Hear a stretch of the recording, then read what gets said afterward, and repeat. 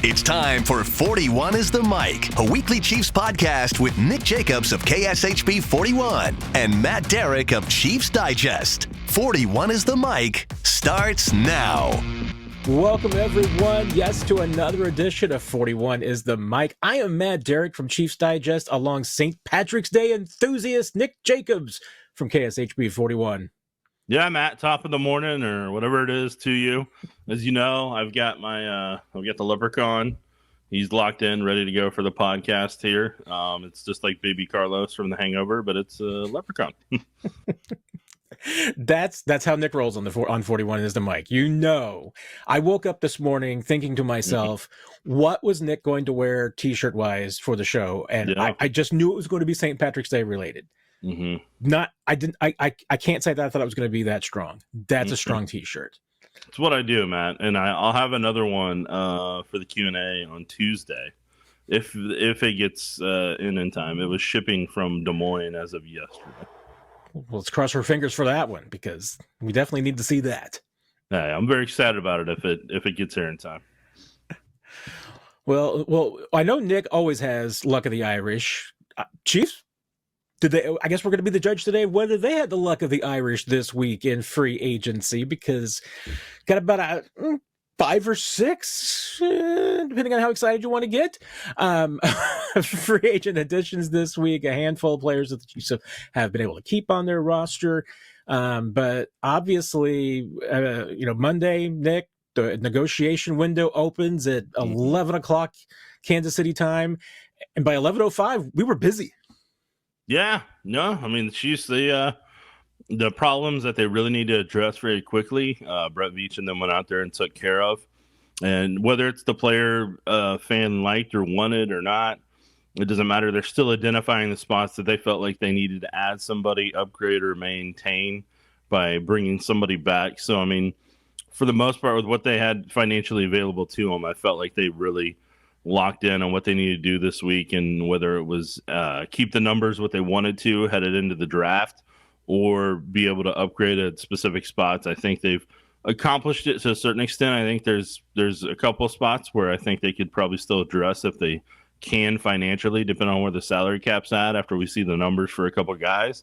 But they've put themselves in a position to where there isn't a need to reach in the draft for a specific position, which is kind of key in the whole grand scheme. And you and I have talked about this time and time again on the podcast.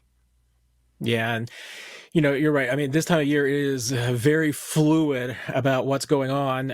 Over the cap currently has the Chiefs at $27.6 million in cap space.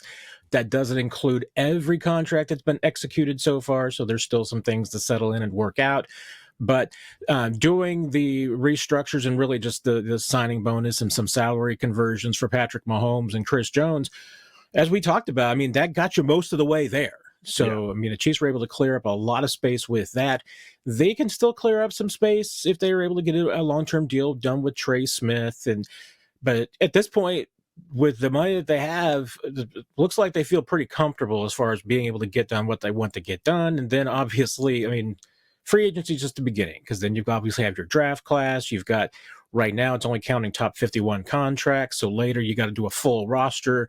You got to include all your injured players on IR. You've got to include a practice squad. So there's still more work to be done. But right now, I mean, the team looks like they're going to be in fine shape. Now, they're not in shape to go out and add like a $25 million edge rusher, but they can still add what they need to add in some places. But let's start with, 11:05 right off the clock. I mean, Chiefs get a deal done with Jaylon Moore, and setting the stage for it, you and I talked about the fact that, I mean, most teams, if they got a left tackle that they like, to keep them. And that's exactly what happened, because all the big left tackles were off the market pretty much by the time 11 o'clock struck, especially with Ronnie Stanley saying, came down to a battle of the Moores. I mean, it looked like the Chiefs were either going to go Dan Moore or Jaylon Moore. Dan Moore obviously goes to Tennessee for a big contract. Jaylon Moore was the Dollar General find. I mean, even for 2 years, almost, up max of $30 million, he was the bargain in this. And I mean, not necessarily the Chiefs were bargain shopping, but I think they were at least trying to find what they wanted without breaking the bank and making a deal that they might regret for 3 or 4 years. Yeah, so I mean, when you look at how the tackle market unfolded, obviously, I think Ronnie Stanley was probably their top target. More than likely, they were willing to invest that $20 million if he became available, and to have that position locked down and hope that he didn't get injured over that span. I think that's probably what they were after on that front. And then when you add in what Dan Moore got from the Titans, that was a contract that it would be a risk for the Chiefs, because it'd be kind of what fans are upset about with kind of the Jawan Taylor contract right now. But the piece that people forget in terms of the Jawan Taylor contract is, if I remember correctly, he did a restructure once before, a year or two ago. And I think that's what really kind of locked in this year the way that it is, to where they really can't get out till next year if they want to go in a different direction. So from that front, you don't want to put Dan Moore's contract and the way it ended up going and structured. You were going to put yourself in that type of position to where if it didn't work, there wasn't an escape hatch after a year or 2 years into it. You were that was going to be locked in for at least 3, maybe 4, depending on how you did the guarantees and the signing bonus. So, and then they made the choice that, like, hey, Jaylon Moore athletically kind of gives them what they want. He is able to run the zone kind of stretch concept that the 49ers do, that the Chiefs do at times with part of their team. So they knew what he's capable of as a run blocker in that front. And they obviously knew what he was doing when he was coming out of Western Michigan back in the day. So overall, he gives them an opportunity, and they don't necessarily honestly have to really push it. If there's not a tackle they don't like in the first round, they don't necessarily have to take a tackle just to take a tackle at this point.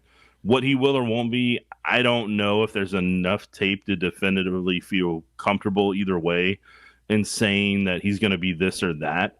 You see there that he's capable of pass protection. I think there's going to be a little issue with speed rushers at times. And we'll see once he does the sets that the Chiefs like to do on a regular basis, especially with the vertical where they go back at that level sometimes. We'll see whenever he does that on a more regular basis, how long it takes him to get comfortable and what he's able to do on that front. But, I mean, from an athletic perspective, it's there.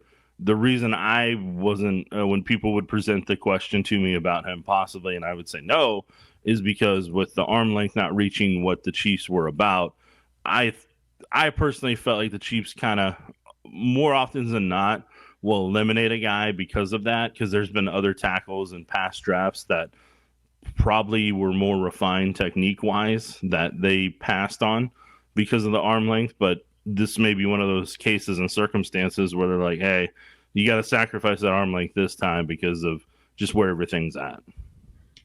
Yeah, and you mentioned that. I mean, this is I don't want to call it necessarily low risk.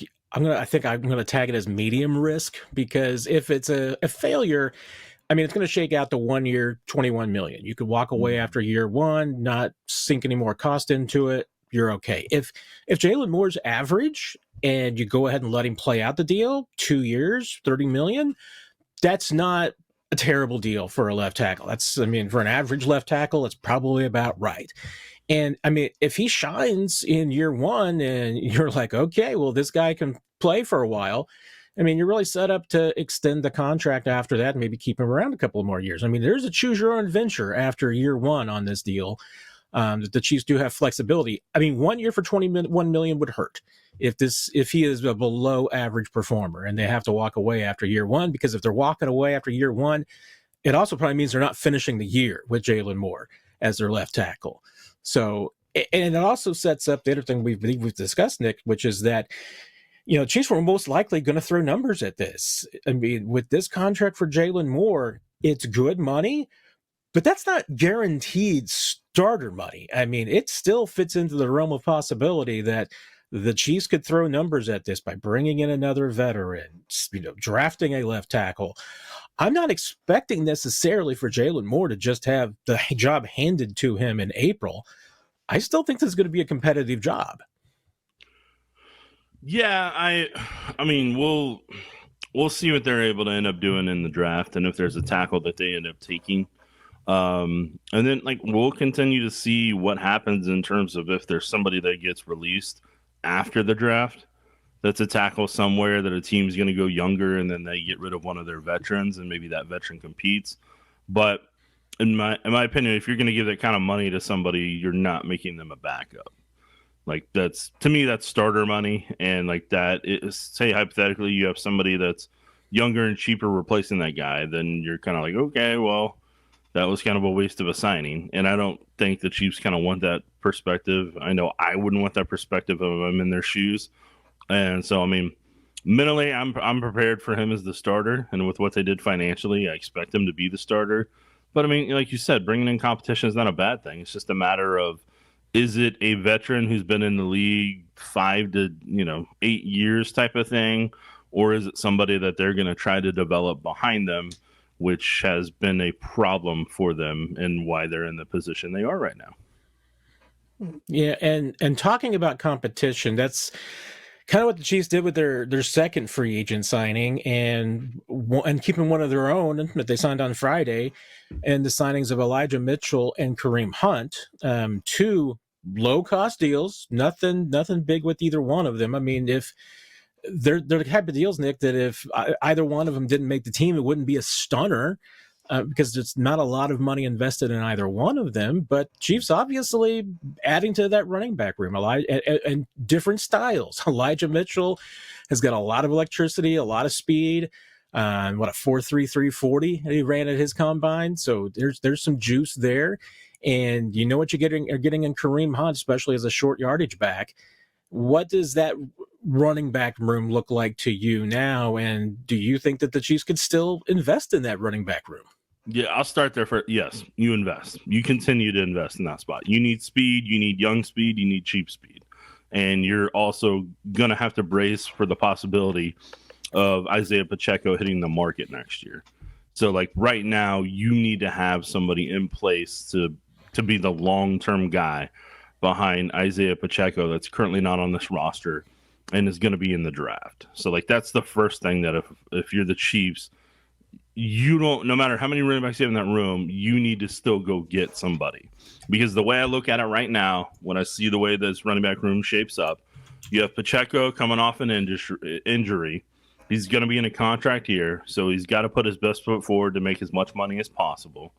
But his style of running and the way that he runs, especially with his frame and his build, that leads to a lot of possible injuries. And that's what he dealt with, injuries there in year 2 with the shoulder and the broken hand wrist area, if I remember correctly. And then last year dealing with that broken bone down there in that ankle area whenever he got bent back the way he did. That's a part of that running back style. And that's not on him. That's just a part of being in the league and being a running back that has that level of intensity the way he runs, that those things are normal. Those things are what's going to happen in the league, and that's going to steadily happen on a regular basis. You hope it doesn't, but that's the risk of those happening on a regular basis with the style, the way he runs and the style he runs. That's possible. So somebody like Elijah Mitchell, I remember watching this tape, but when I saw that he had the hamstring that kept him out all year, I was like, oh boy, that's a one of those vet minimum prove it deals if you do something like that. Because with him being out an entire year the way he was, he had the speed. Him and Jordan Mason both had that type of speed. They both had that stretch run, zone run ability. And Elijah Mitchell's got that home run hitting style if he runs off tackle and has good blocking to be able to pick that hole and go. So on that front, it does give you better speed than what you had. And then with Kareem Hunt, Kareem's that short yardage situational back that you use probably, I would say, when you get to the 15 or less, in the goal line situation, in the 15-yard line area or short yardage situations, that's where Kareem's going to shine for you. So that's where you use him for the most part, as a short yardage back. Mitchell, for the most part, you use as kind of that off-tackle speed. Maybe you see if you can bring back your screen game. Maybe utilize some of your screen game in that regard.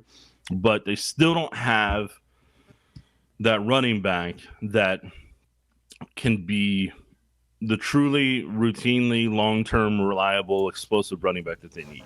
Mitchell has the possibility, but without that, with him having the wear and tear he does and coming off that hamstring, you just got to assume at some point that he'll get hurt during the year. You don't want it to happen, but you need to assume that when you're roster building so that you have another insurance policy behind him and behind Pacheco that can be there in that moment whenever the Chiefs are in October and people are like, they're down 2 running backs. What do they do?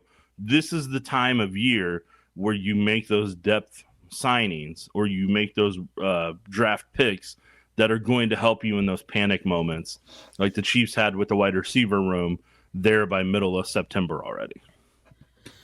Yeah, and that's the thing. I mean, Mitchell having missed the complete season, even his 22 and 23 seasons were injury shortened, and both of those weren't full seasons.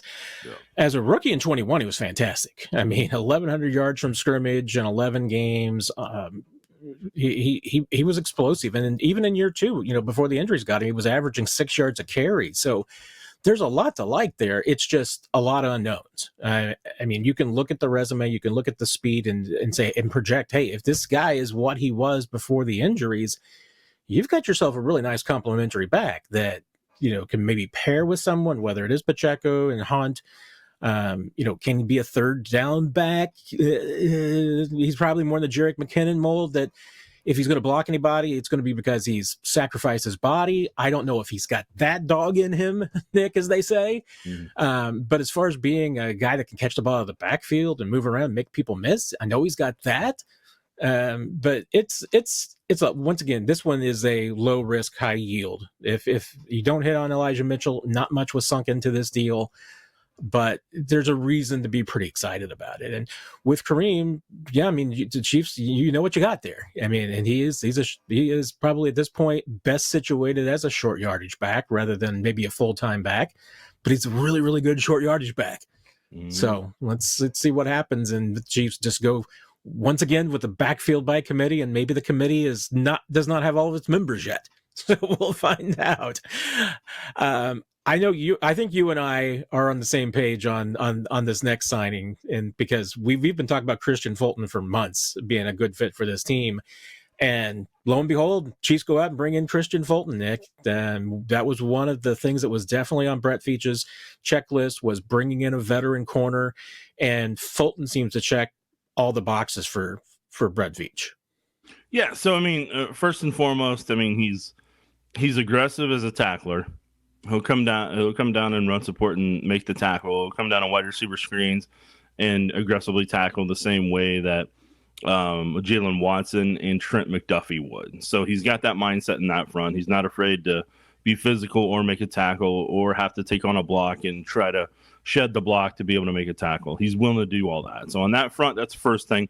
That's what separates what the Chiefs like at corner versus what they don't. So if you're not willing to do that or you're not able to do that, normally the Chiefs don't invest in a player, especially early, that doesn't have those ideals or doesn't have that mindset on that front. Then their ability to be able to press. He did that with the Titans.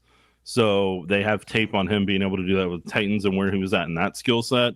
He ran a lot of zone with the Chargers because that's what the Chargers defense is about. I thought he was really disciplined with the Chargers. That's what really impressed me last year whenever I was watching him games before they would play the Chiefs, what his discipline was on that front, just from a zone perspective. Seemed like he's always in the right spot. He was always splitting the difference in routes when he had to, and he was always there to help a teammate out. So, I mean, all those things combined when I was watching him on tape, like those were the things that, to me, really kind of stuck out with him. And I'm like, okay, that's a discipline. To have that level of discipline from a zone coverage, I think that means a lot more than people give it credit for sometimes, because zone can be tough for a guy to be able to gauge where they have to drop to and to be able to stay in that discipline at times, even when there's routes trying to manipulate them in a certain way and try to move them here or move them there. So Fulton would have been, in honesty, Fulton would have been great in the Eagles scheme, in my opinion, just because of the level of discipline he had. But I think he's a much more balanced corner than he was allowed to show with the Chargers.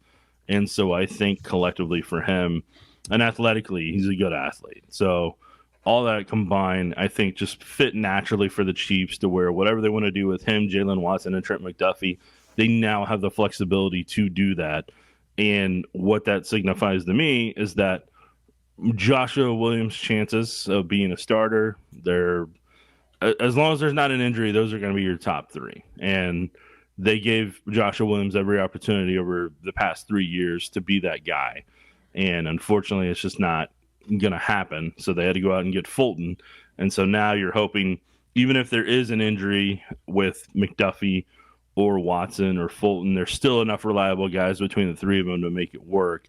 And then Fulton also gives them somebody down the road who will be there with McDuffie next year whenever all these guys potentially hit free agency and somebody potentially goes out and gets paid.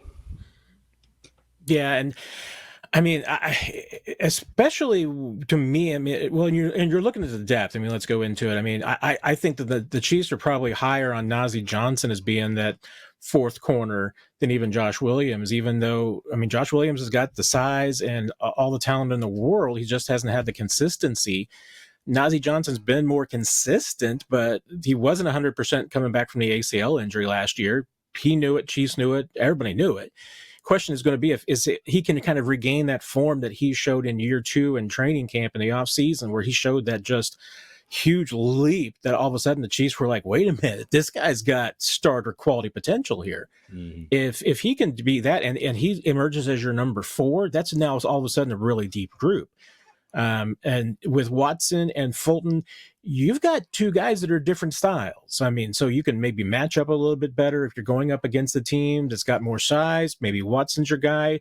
Favor that week. If Fulton is, if you're going against a team with faster, smaller guys, maybe Fulton is your guy. The thing that I really like about this, Nick, is that I think it strengthens the Chiefs at 2 positions because it makes them better at corner. But if you're able to move Chamari Connor back to safety full time and not have to have him being in the slot, and you're able to use Trent McDuffie in the slot more, and even then have Fulton and Watson on the field together as 3 corners, I think that strengthens your cornerback group and it strengthens your safety group. So that to me is why I think this particular player fits so well with this team, because it really fits the makeup of that entire group and allows you to kind of just get guys doing what they're good at. Yeah, I think with how aggressive they were getting Fulton as quickly as they did, that tells me that there was conversations had with Steve Spagnuolo about what he needed, where he saw each player, like you're talking about skill set wise, and where he ideally would like to place them next year from a role perspective. And that's, like you said, with Chamari Connor, that's kind of one where I think they tried the L'Jarius Sneed path for him, and it's probably just not what's best for him. So I think they had to reevaluate that part of it, and I think that's where, like you said, kind of Fulton makes sure you don't have to continue to try to juggle what Joshua Williams and Chamari Connor are both going to be. Yeah. Going off another need that the Chiefs had, we know that the cornerback was a big one, but maybe even a bigger one from just a number standpoint. Chiefs need defensive line help. And they got the first piece of that with bringing in Jerry Tillery. Yeah. Chiefs Pride fans are probably familiar with him from being with the Chargers, spent last season with the Vikings.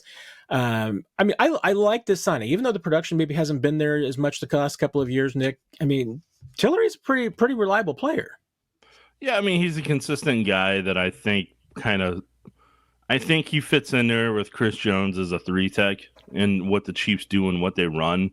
I know he could possibly, I know with the Vikings, he was kind of aligned there as a defensive end at time, and he kind of did the same thing that Malik Herring did at Georgia at times, that the Chiefs have aligned occasionally at training camp with the 4-eye on some basis, but yeah, for the most part, I personally see Tillery as kind of that rotational 3-tech that they can have with Chris. Then the guy that doesn't get talked about or is forgotten about, Fabian Lovett, is kind of the individual that I'm kind of curious if they're going to try to rotate him as a 1-tech or what they would do on that front. But yeah, I mean, defensive line collectively, that's where I would love to see another signing, whether it's a 1-tech or defensive end. But I still think for the most part, that's if there's a spot where I was betting they're going to draft heavily, I think defensive lines kind of, if they can come away with at minimum a defensive tackle and defensive end, or 2 defensive tackles and an end, or 2 DNs and a defensive tackle, I think that they'll have a really successful draft. Yeah, call me crazy here, Nick, but all right, you're crazy. There you go. mean, and I thought this even before Derek Nottie signed with the Jets on Sunday. Yeah, but I felt like Jerry Tillery was a Derek Nottie replacement, and I feel like he's, I mean, and not, you know, they're a little bit different, but to me, he's Derek Nottie without the back problems and the injury history. Yeah, I mean, he's a versatile guy to where he can play multiple spots. So like, definitely, yeah. You know what I'm saying? To where, like, I don't think you're wrong in your assessment. I don't think I'm wrong in my assessment. It's just a matter of what Steve Spagnuolo and them think he works best at and where they can get the most out of him. So maybe that is a one tech, and that's why since they signed Tillery then I mean, Nottie had to go find a new home type of thing, you know, to where it's at, all right, well, they've done this, so this isn't going to happen for me there. And then he goes and finds a new opportunity. But, yeah, I mean, at minimum, they got themselves a veteran defensive tackle. Now, where he ends up playing, we'll find out. But I think there's enough there. There's been many times where I thought the Chiefs were going to go get him, but then another team, like the Vikings, swooped in and got him. So, yeah, I'm intrigued to see what the Chiefs do, because I still think there's another spot left there at defensive end that I think if they get that, they can really kind of attack defensive line in the draft in whatever round they want and feel comfortable. We were asked a couple of times on the Chiefs Digest Q&A on Tuesday night, Nick, about backup quarterback and who was going to be the backup for Patrick Mahomes this year. And the Chiefs addressed quarterback twice this week. Yeah. Probably a pretty clear distinction, although these are both guys who have starting experience. But bringing in Gardner Minshew and bringing back Bailey Zappi, Chiefs went out and got a couple of guys. I mean, they're set for the quarterback group. I mean, I don't know who they're going to get in for the rookie mini camp now, because I don't know why any rookie mini quarterback's going to want to come in here, because there's no jobs available unless they can beat out Chris Oladokun for that 4th spot. But we talked about Gardner Minshew as a possibility, and you kind of laid out the reasons the other night why this actually makes a lot of sense for the Chiefs. Yeah, I mean, Gardner had time down there in Jacksonville.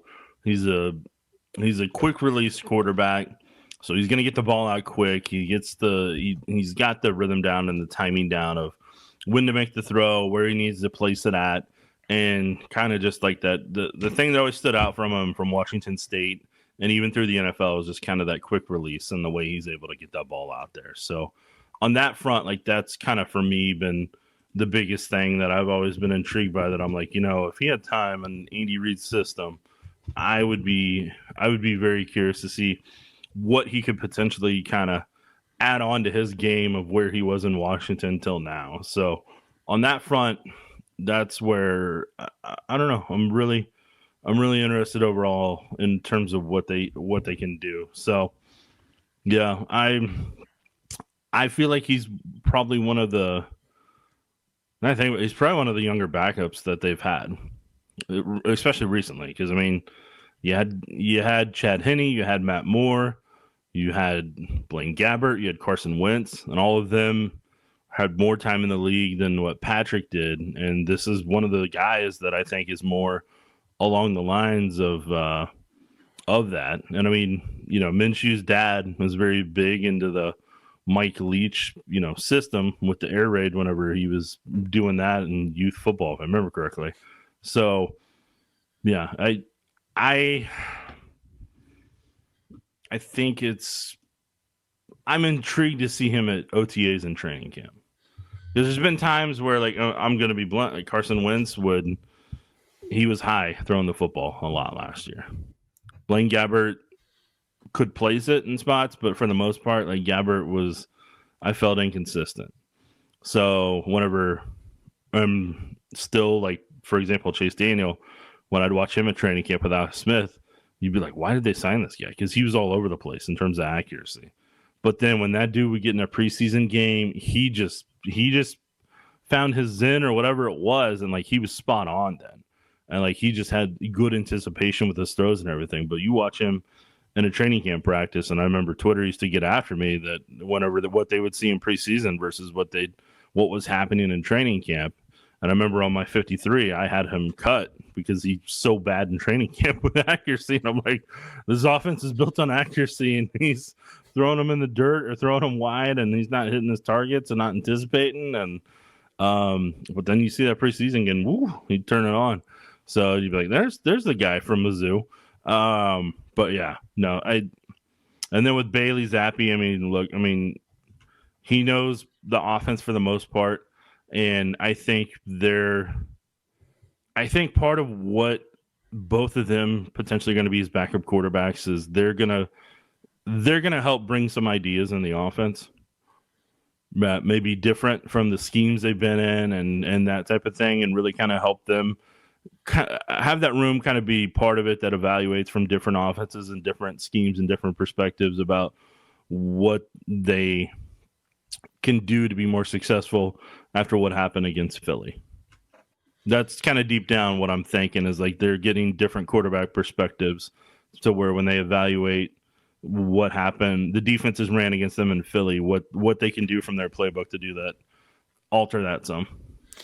Yeah, and it's interesting because we even talked about the much talked about Brett Veach quote, and I still can't wait till we get our chance to talk to Patrick about this, but it was the Patrick has seen too much quote. And that, maybe Minshew's a bit more of a gunslinger, Nick. Maybe Minshew's the kind of guy that Patrick needs in that room to be able to help look at film and be one of those guys that's going to, say, hey, it won't be the, why didn't you check down here? He's going to be like, why didn't you hit this guy here? He's wide open. Why didn't you go there? And maybe, challenge a little bit of maybe some of Patrick's preconceived notions about, pre-snap reads, any of these things, all these things that kind of feed into that he's seen too much that Brett Veach was talking about at the Combine. I'm under no illusions, Nick. I mean, the backup quarterback for the Kansas City Chiefs, you're just hoping that it's a guy that can come in and help you go 500 if Mahomes is out for a couple of weeks. I mean, that's your goal. Can Minshew do that? I mean, I can see the potential there, so I get it. And you mentioned Bailey Zappi. I mean, the Chiefs were ready to go with Zappi as their third quarterback last year instead of Chris Oladokun. Picked him up after the waiver cut down, and then Zappi obviously left to go try and start in Cleveland. And I can only assume that there must have been a conversation this year. Say, okay, Bailey, if you're coming here, we want you. We want to know you're committed to be here, and not just you're here until a better gig comes along. Because I mean, Bailey Zappi needs a year in a place like Kansas City to, I think, kind of reboot and reset himself. And come on, anybody could spend some time in Kansas City just learning how to win and, be around Andy Reid. I mean, that's a PhD in quarterbacking. So I think it's a great place, but you got to be willing to stick around there. Yeah, I was kind of disappointed when he left to go to Cleveland there for a little bit. I understand that he was wanting a chance to start, but I think if there wasn't a rude awakening before, I think there was a rude awakening after about how different the franchises are from a culture perspective, from a win mentality, and just how a locker room is overall. And I think Bailey got a nice little reality check of, oh, okay, yeah, this is more like what I dealt with in New England versus what Kansas City is. In the other free agent moves this week, I mean, there's been a handful of other players that the Chiefs have retained. Your James Winchesters, JuJu Smith-Schuster is back. We talked about Kareem Hunt. It's a longer and more significant list of guys who have left, particularly Tershawn Wharton and Justin Reed. I mean, two starters for you right there. Obviously, DeAndre Hopkins left for Baltimore, Samaje Perine, Joshua Uche, Keith Taylor, Derek Nottie, Justin Watson, a few more backups. I'm not sure. Are there any of those outside of the Wharton and Reed to you that are really significant departures that are going to hurt this team? I think you already nailed it. Like Wharton being able to be that rotational 3-tech, and I mean, let's be honest, him and Chris Jones were their best pass rushers for most of the year. And if Amenahue was healthy, that would have changed. And Amenahue would have been maybe above Wharton and right there with Chris, or maybe Amenahue would have been top potentially if he's fully healthy. But yeah, between those three is kind of, that's where your pass rush was coming from this past year. And Mike Dana could have been a part of that, but after he had the injury he did and he battled through this year, I think it took a lot out of what he has as a bull rusher and what he could do strength wise. But yeah, I think Wharton's going to be a loss that they're going to have to replace through the draft. And then, like you said, Justin Reed, that quad injury, I feel like really hampered who he was this year. And I don't think I just hadn't seen him have issues with tight ends on crossing routes the way he did this year after that injury in previous seasons. And so, I mean, it doesn't mean whenever he's coming downhill and could blow up a screen or blow up a play, or kind of the instincts he had, they were all still there. It's just at times whenever there were certain routes they would run with the tight end against Justin Reed, you're like, in years past, you're like, that Justin Reed would be right there in his hip pocket. And this year, it seemed like after he came back from the quad situation that kept him out most of training camp, you're like, that may be lingering some from what's happening there. So, but hey, for him to get to go home and be back home in Louisiana, I know he was excited to go there for the Super Bowl and kind of be back around family and everything, but for him to finally be able to get down there full time, that's great for him. And I'm happy for him, because he's been a great guy in that locker room for you and I and everybody else, and always willing to answer questions, even tough questions when they're less than ideal overall. But yeah, it just, I think those are the primary two that you're like, yeah, that's, it's a bummer that they lost both of them, but hey, that's the nature of the business, man. And both of them got good deals to go in places where they will hopefully get some great opportunities. Yeah, there's no doubt. I mean, Justin Reed has been absolutely a stand-up dude, and I once again, I just got to underscore how happy I am for a guy like Tershawn Wharton, because coming in, he faced probably the biggest uphill challenge of anybody, because he came in 2020 undrafted rookie free agent from Missouri S&T during COVID. So didn't get to be in, meetings with guys. They had to do social distancing. I mean, being on only when they were on the football field would it probably feel anyway halfway normal, like a normal season. And they, even then, I mean, OTAs were kind of a train wreck and trying to figure everything out and how to do everything. I mean, training camp was back at the facility, so it wasn't that you didn't get that camaraderie that you get with other years of getting to know the guys. And, remember, I mean, there were so few reporters that were, there for training camp that year. I mean, outside, Adam Teicher was the only one I remember really talking about Tershawn Wharton, saying, this dude's making the team. I mean, it was just kind of out of nowhere. And, to deal with that, and then with the ACL and, missing a year, having to come back to the Chiefs on a 1 year prove it because nobody else wanted him last year. And then to get this deal, I mean, that's to me, it's just one of the feel-good stories about covering this Bliss League and this team and guys like that, because Turk has also just all along been one of those good dudes. I mean, doesn't get into trouble. He's a good guy in the locker room. Always been a good guy to talk to. Teammates like him. And you saw that on social media, a lot of them coming out to congratulate him on his deal and everything. Yeah, and it's funny thinking about back to that training camp that they had at Arrowhead during the pandemic and everything. So that, he's like, that just took me back there. I'm like, yeah, I never got to watch him his rookie year, because like whatever we saw in game, that was it. That was in regular season game, because they had no preseason games that year, and it wasn't like a normal training camp where I could be up there in the tent and watch and all that type of stuff. So yeah, and there was numbers of who could be out there and social distancing and all that stuff. So yeah, no, that took me back there for a minute. I was like, yeah, that is the one, because I always make sure I don't count that one whenever I'm talking about the years of quote unquote covering training camp and being at training camp. I always make sure I exclude that one, because I'm like, yeah, that was the year that it didn't.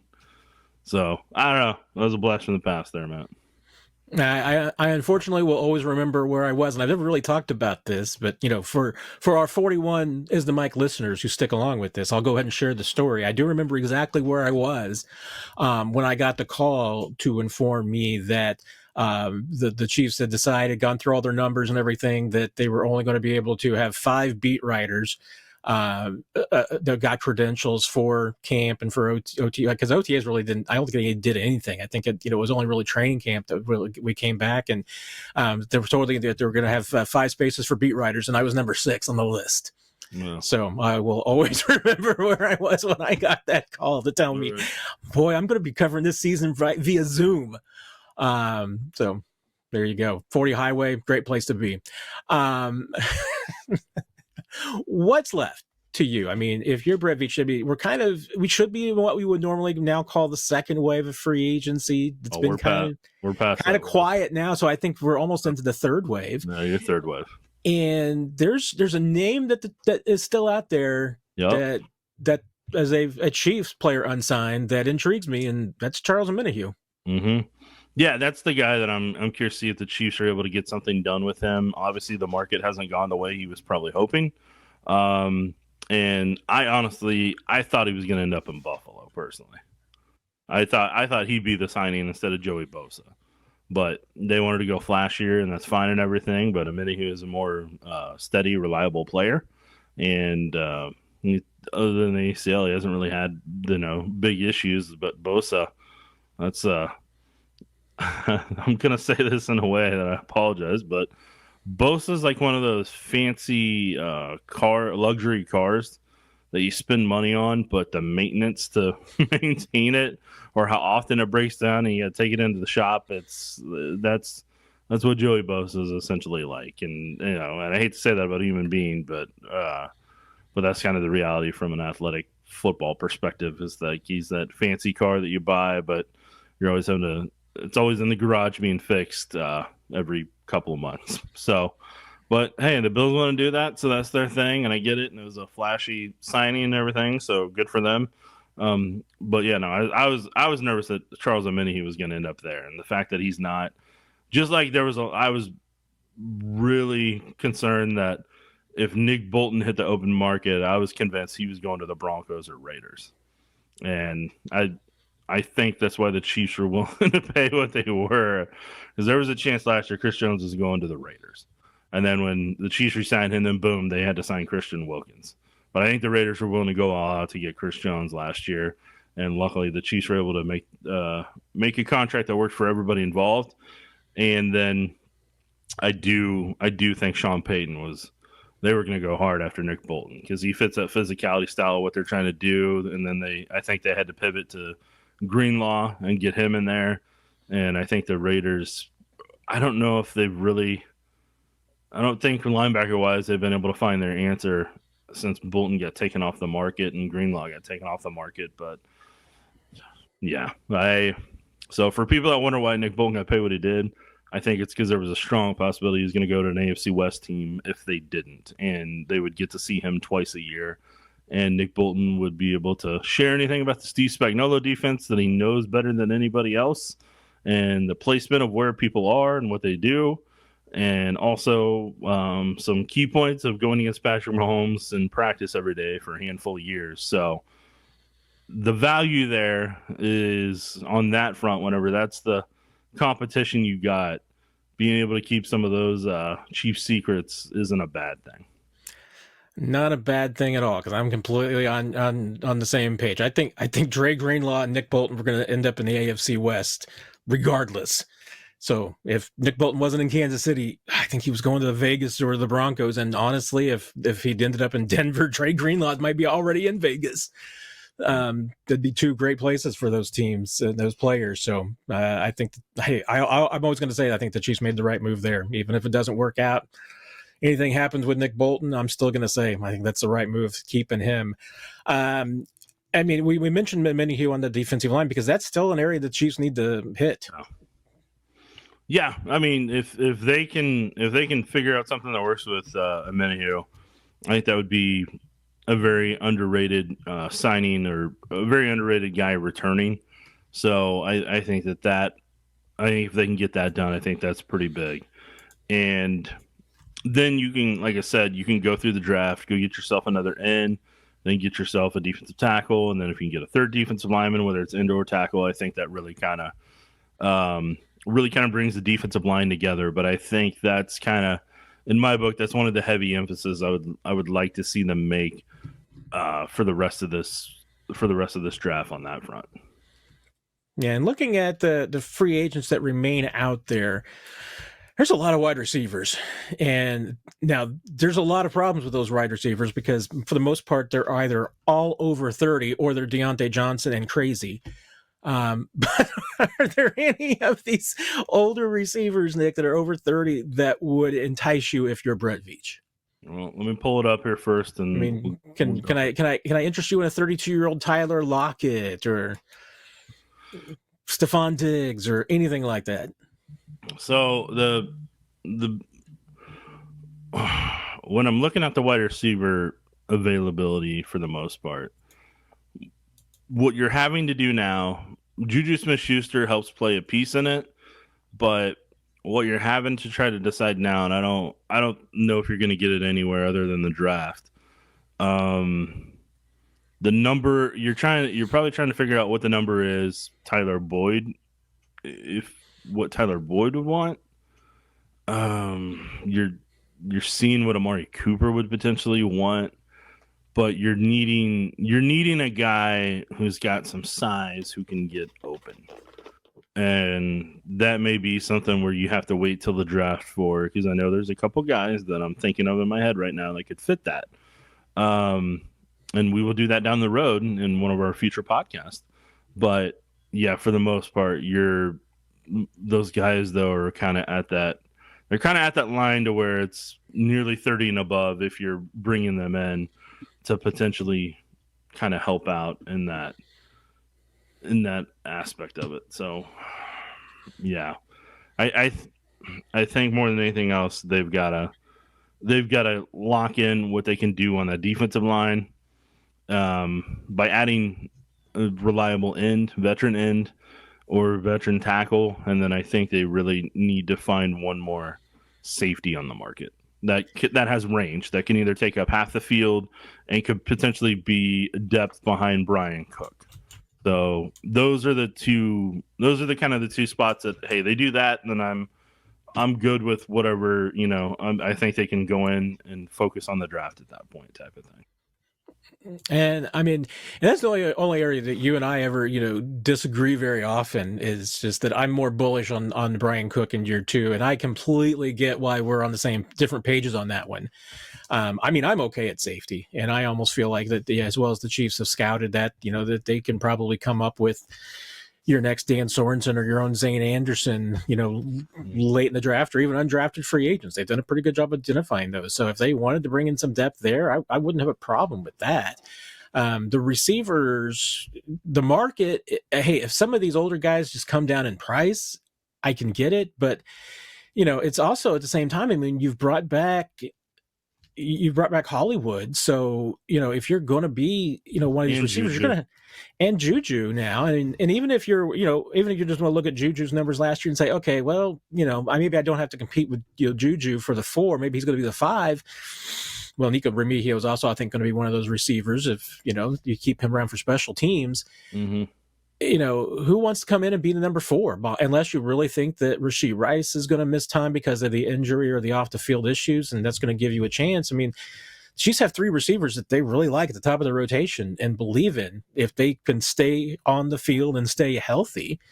I'm going to throw a name out at you just because you mentioned size, and I'm with you there. Josh Reynolds?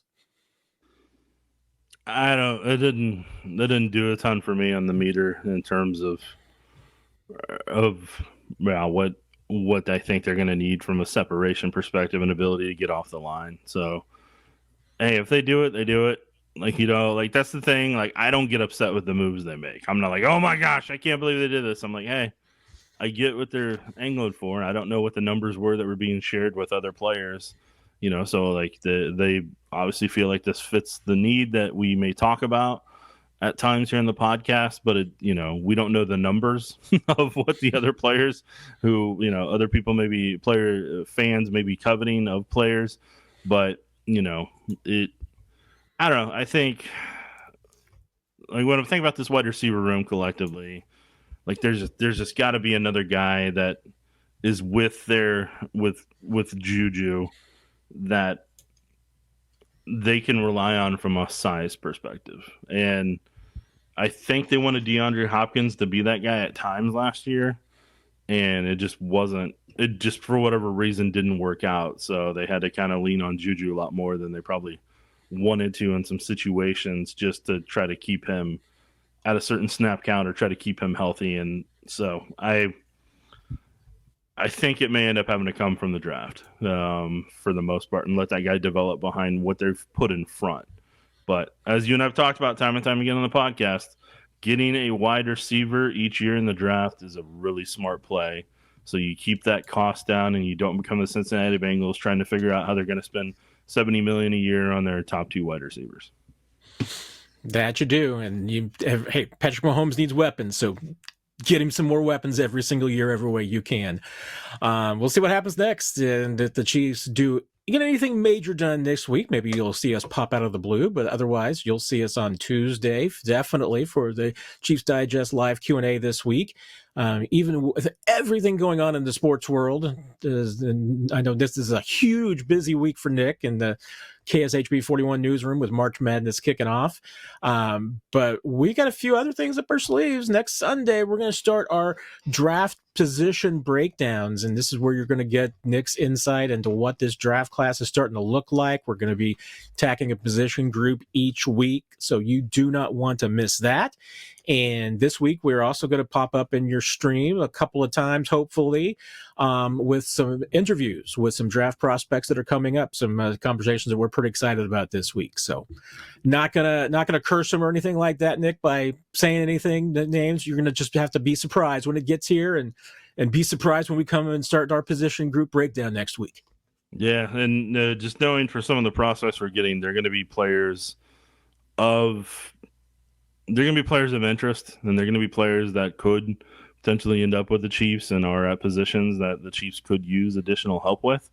And so that'll there's certain people we're trying to get, and we're trying to get a handful of them. So think of it like the equivalent of 41's the Mike is doing their own top 30 visits, basically.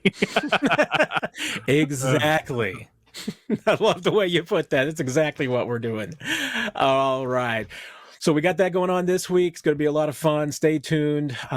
Keep in touch. We'll be coming up on your stream, whether it's on the Chiefs Digest YouTube channel, on the 41 is the Mike podcast stream, and make sure that you hit the like, hit the bells, hit all those fun stuffs. Give us reviews when you can. Feel free to ask us questions in the comments section.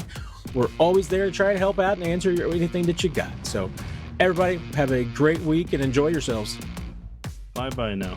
Bye. You've been listening to 41 is the Mic, presented by KSHB 41, your home of the Chiefs and Chiefs Digest.